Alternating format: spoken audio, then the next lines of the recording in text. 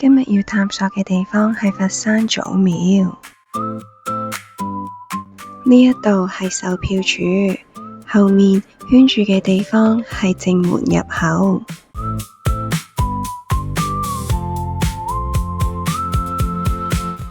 一穿過正門，左手邊就係葉問堂。有葉師傅嘅家居擺設，亦都有葉師傅生前用過嘅物品展覽。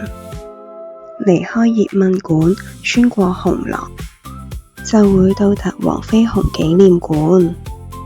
黃飛鴻紀念館外面，每一日會有3場表演。首先係武術表演。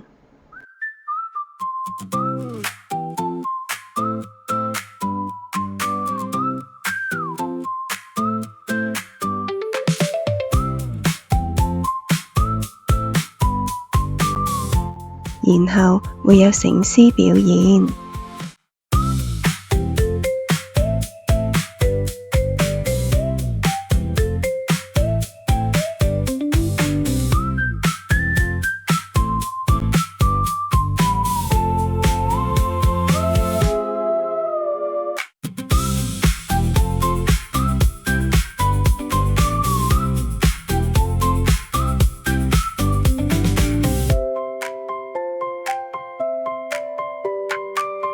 如果想摸到獅頭，記得要坐前面2排。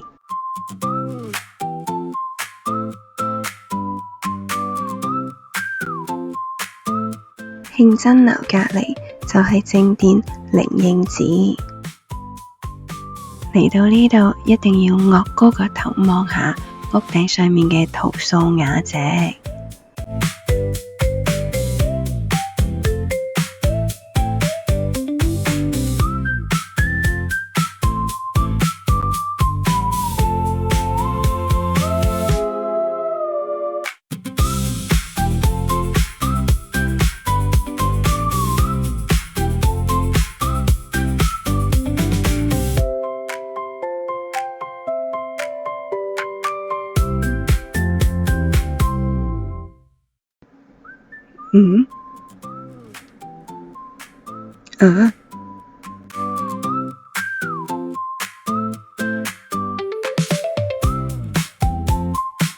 其實唔太理解點解啲遊客要掉錢落去烏龜池。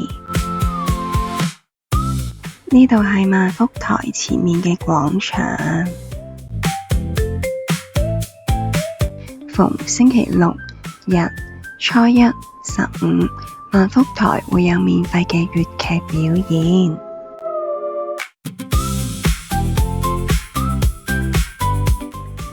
呢度亦都有一間陳列館，主要係展覽外國嘅陶藝。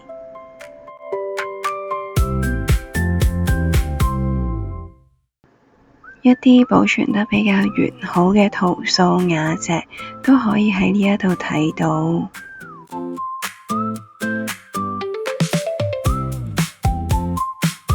呢度仲有一棵許願樹，靚唔靚就唔知啦。